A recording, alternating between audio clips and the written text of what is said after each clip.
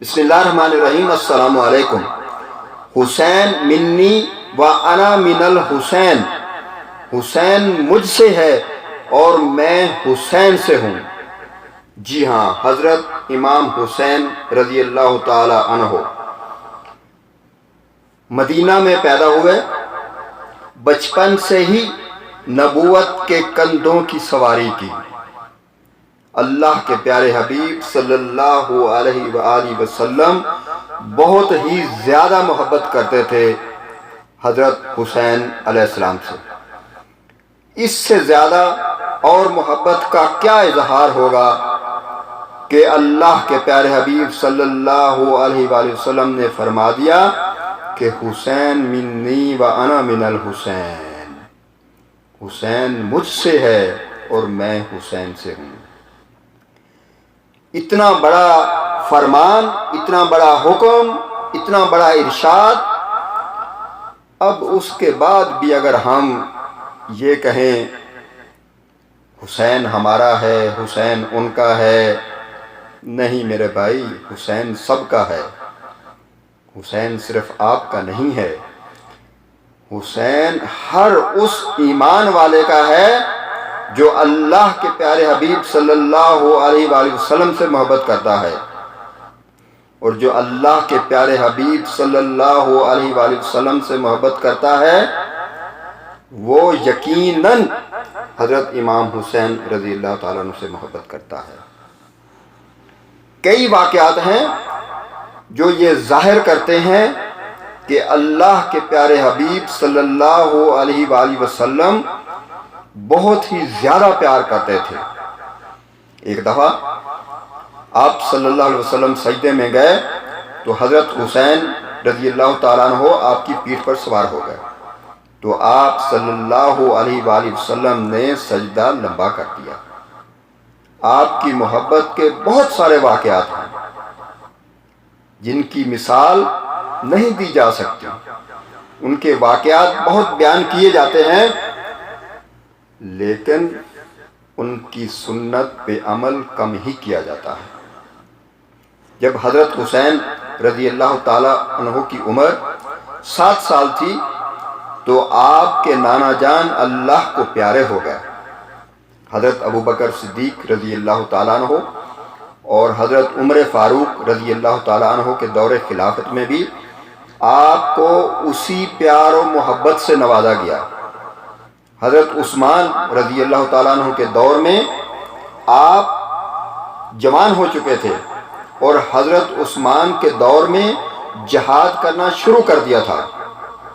حضرت عثمان رضی اللہ تعالیٰ عنہ کے دور خلافت میں جب بغاوت ہوئی اور باغیوں نے حضرت عثمان رضی اللہ تعالیٰ عنہ کا گھراؤ کر لیا تو یہ حضرت حسن اور حضرت حسین ہی تھے جنہوں نے حضرت عثمان رضی اللہ تعالیٰ عنہ کی حفاظت کے لیے پہرا دیا۔ جب حضرت علی رضی اللہ تعالیٰ عنہ نے کوفہ کو دارالخلافہ بنا لیا تو حضرت حسین علیہ السلام مدینہ سے کوفہ تشریف لے گئے، جنگ جمل اور جنگ صفین میں حصہ لیا۔ حضرت علی کی شہادت کے وقت حضرت حسین کوفہ میں ہی موجود تھے۔ جب حضرت حسن نے حضرت معاویہ کے حق میں خلافت چھوڑ دی تو اس وقت بھی حضرت حسین رضی اللہ تعالیٰ عنہ اس کے حق میں نہیں تھے۔ بعد میں حضرت حسین رضی اللہ تعالیٰ عنہ مدینہ تشریف لے گئے۔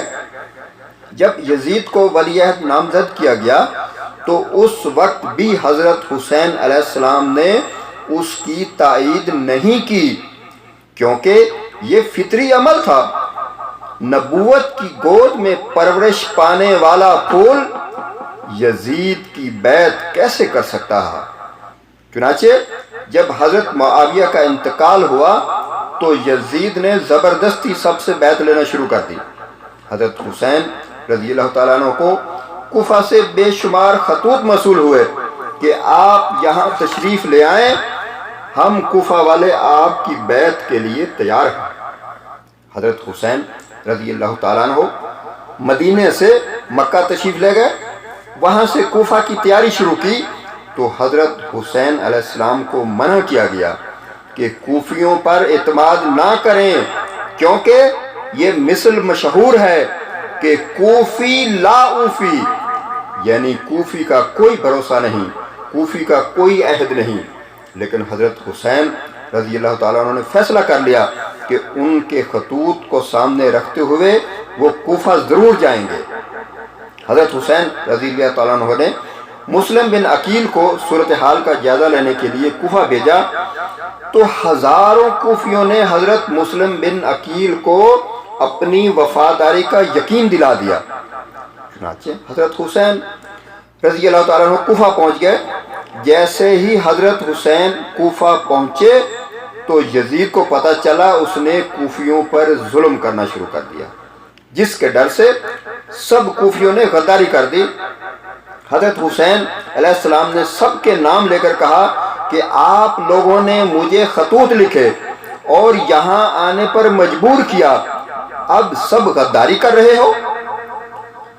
یزید نے پہلے ایک لشکر بھیجا جس نے زیادہ سختی نہیں کی، پھر دوسرا لشکر اس سے بڑا بھیجا عمر بن سعد کی قیادت میں، اس نے بھی بہت نرمی کی اور حضرت حسین رضی اللہ تعالیٰ عنہ کو جانے کا رستہ دیا۔